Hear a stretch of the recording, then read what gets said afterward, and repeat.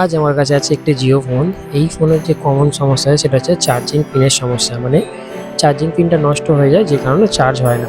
তো ফোনটাকে প্রথমে সুইচ অফ করে দেবো, তারপর ফোনটা খুলে দেখবো চার্জিং পিনের কী সমস্যাটা আছে আর কীভাবে সমাধান করা যায়। তো তোমরা ভিডিওটা শেষ পর্যন্ত দেখতে থাকো, তাহলে সম্পূর্ণ সমাধান তোমাকে আমি দিতে পারবো তোমাদেরকে।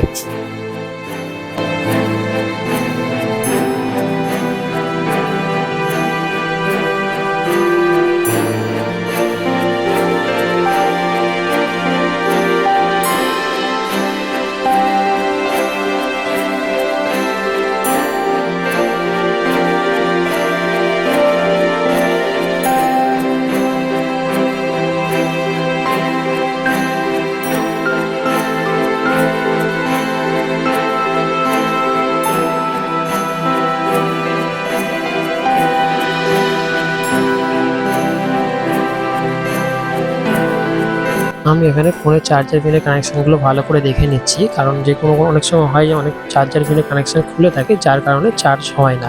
তো আমি টুইজার দিয়ে একটু হালকা করে নাড়িয়ে দেখবো যে পিনগুলো ঠিকঠাক সোল্ডারিং হয়ে আছে কিনা।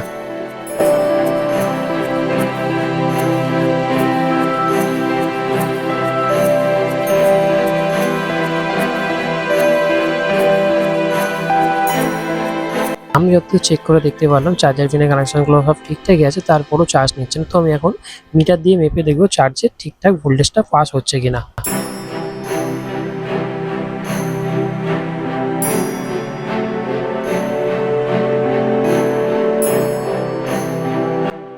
মিটার দিয়ে মেপে দেখলাম ঠিকঠাক ভোল্টেজ পাস হচ্ছে, তারপরও চার্জ হচ্ছে না।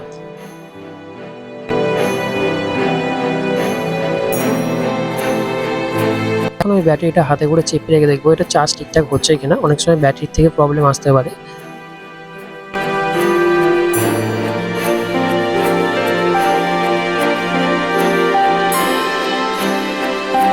এখানে ব্যাটারিটা হাতে করে চেপে ধরে একটা জিনিস বুঝতে পারলাম, সেটা চার্জ তো হচ্ছে, চার্জ দেখাচ্ছেও, কিন্তু চার্জটা ফল চার্জ হচ্ছে, কারণ কোনো অ্যাম্পিয়ার শো করছে না।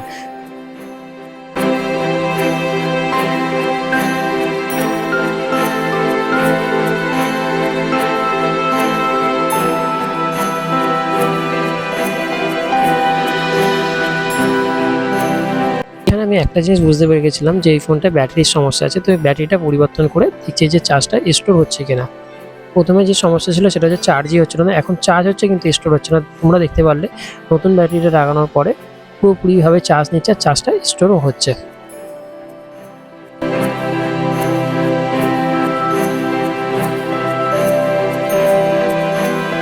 ফোনটাকে এখন আমি ঝটফট ফিটিং করে দেবো আগের অবস্থায়।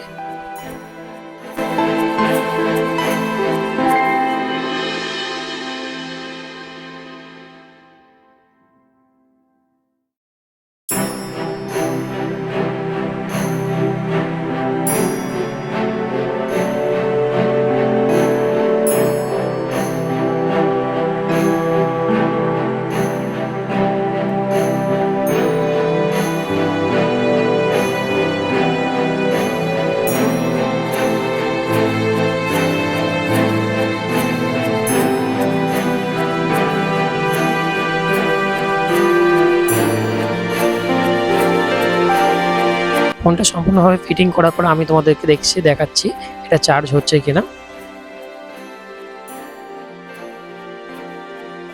তো দেখতেই পাচ্ছ বন্ধুরা, এটা চার্জ হচ্ছে আর এটা টেস্টিং কেবিল লাগানো, যার জন্য নিচে লাল সিম্বল হয়ে রয়েছে, তার মানে এটা চার্জ হচ্ছে।